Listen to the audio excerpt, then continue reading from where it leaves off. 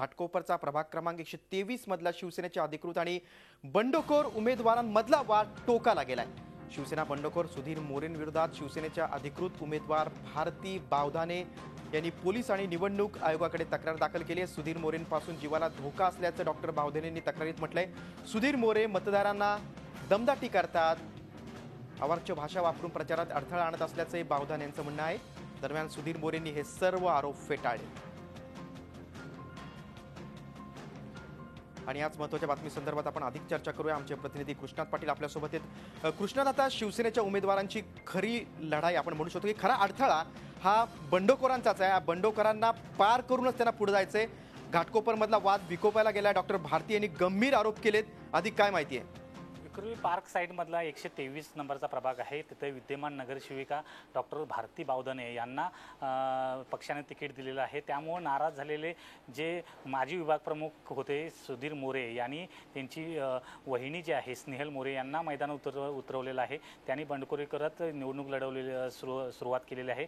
परंतु डॉक्टर भारती बावधाने यांनी यावेळी आरोप केलेला आहे की जे सुधीर मोरे आहेत आणि त्यांचे भाऊ जे सुनील मोरे आहेत हे प्रचारात अडथळा आणतायत। त्याचबरोबर यांच्या दोघांपासून आम्हाला जीवाला धोका आहे आणि यांचे जे कार्यकर्ते आहेत सुधीर मोरेंचे कार्यकर्ते जे आहेत ते मतदारांना दमदाटी करतायत। त्याचबरोबर कुठेतरी दहशत माजवण्याचा प्रयत्न जो आहे तो सुधीर मोरे यांच्याकडून सुरू असल्याचं तक्रार जी आहे ती निवडणूक आयोग आणि त्याचबरोबर पोलिसांना दिलेली आहे। आणि या संदर्भात त्यांनी स्वतःला आणि त्याचबरोबर पती सुबोध बावधाने या दोघांना देखील पोलीस संरक्षणाची मागणी केलेली आहे। त्यामुळे एकंदरीतच शिवसेनेतला अंतर्गत वाद जो आहे तो आता पोलीस स्टेशनपर्यंत पोहोचलेला आहे। निवडणूक तिकिटावरून सुरू झालेली ही लढाई जी आहे ती सध्या आता मैदानात उतरलेली आहे। नक्कीच, आणि असं चित्र बऱ्याच ठिकाणी आहे। अंतर्गत वाद उफाळून आलेला आहे। बंडखोरांनाच निपटणं हे अधिकृत उमेदवारांपुढचं मोठं आव्हान दिसतंय।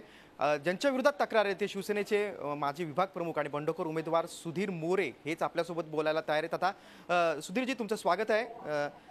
तुमच्या विरोधात डॉक्टर भारती बावधाने यांनी तक्रार केली आणि अतिशय गंभीर आरोप केलेले की तुम्ही दमदाटी करता, मतदारांना देखील दमदाटी करतात। वस्तुस्थिती काय आहे? साहेब, असं आहे की ही तक्रार माझ्या विरुद्ध झाली, ही तुम्हाला मीडियाकडनं मला आता माहिती पडते। वास्तविक पोलीस स्टेशन, तुमची मीडिया बातमीने पोलीस स्टेशनला फोन केला तर पोलीस स्टेशनमध्ये अंतर्गत तक्रारच केली नाहीये। तर हा विषयच मिळतो। दुसरी गोष्ट, मी माझ्या प्रचारात एवढा व्यस्त आहे तर मला तक्रार धमकी द्यायला मला वेळच नाहीये आणि त्यामुळे असा कुठलाही प्रकार माझ्याकडून झालेला नाहीये आणि मला याची गरज वाटत नाही। मुंबईला कायदा सुव्यवस्था उत्तम असतो, त्याच्यामुळे मुंबईला धमक्या देऊन मतं मिळत नाही, हे माझं स्पष्ट मत आहे। हे युपी बिहार सारखा प्रकार नाहीये, त्याच्यामुळे असा कुठलाही प्रकार मी केलेला नाहीये। असा खोटारडा प्रचार चाललाय। पण सुधीरजी, डॉक्टर भारती यांनी थेट पोलिसांकडे आणि निवडणूक आयोगाकडे देखील लेखी तक्रार केलेली आहे। आमचं त्यांच्याशी बोलणं झालेलं आहे आणि तुम्ही म्हणताय तक्रार नाही।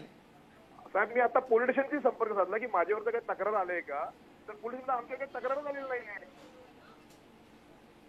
चुकीची माहिती। सुधीरजी थांबा, 2 मिनिटं थांबा। आमचे प्रतिनिधी कृष्णात पाटील तुम्हाला विचारतील। कृष्णात, सुधीर मोरे म्हणतात की तक्रारच दाखल नाहीये।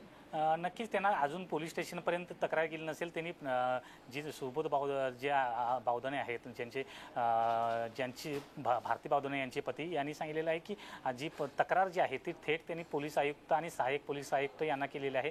त्यामुळे पोलीस स्टेशनपर्यंत अद्याप ती गेली नसेल, परंतु तक्रार झाली हे नक्की। आणि त्याचबरोबर तुमचे जे कार्यकर्ते आहेत मोरे ते दमदाटी करतात, ते प्रचाराला भारती बावधाने जिथं जातील त्यानंतर त्या घरामध्ये घुसून मोरेंनाच मतं द्या अशा प्रकारची दमदाटी करतात, हे कितपत मान्य आहे तुम्हाला?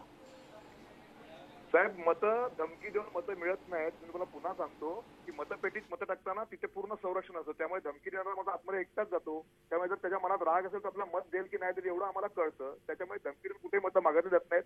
आज असं झालं की बावधानेच्या पायाखालची जमीन सरकलेली आहे आणि त्याच्यामुळे फक्त प्रसिद्धीसाठी आमची बदनामी करायला स्टँडबाजी करत आहे। त्यांनी तक्रार केली असेल तर आमच्याकडे तशा बऱ्याच गोष्टी आहेत, आम्ही देखील मग त्यांना प्रत्युत्तर त्या तक्रारीच्या तसा पद्धतीने करू शकतो। पण सुधीरजी, तुम्हाला तिकीट मिळालं नाही म्हणून तुमचा हा संताप आहे? नाही, मला तिकीट संताप कशाला व्यक्त करू? मला माझ्या पार्टीच्या जनतेवरती माझा विश्वास आहे, त्यामुळे अपक्ष मी निवडून येतोय ना साहेब। माझे उमेदवार निवडून येते, त्यामुळे संताप कशाला व्यक्त करू? मी आनंद व्यक्त करतोय की माझे उमेदवार 23 तारखेला निवडून येते। सुधीरजी, तुम्ही तुमची भूमिका स्पष्ट केली, तुमचं मत मांडलं त्याबद्दल धन्यवाद। आणि कृष्णा, तू देखील सर्व माहिती दिलीस त्याबद्दल धन्यवाद। झी 24 तास रहा एक पाऊल पुढे।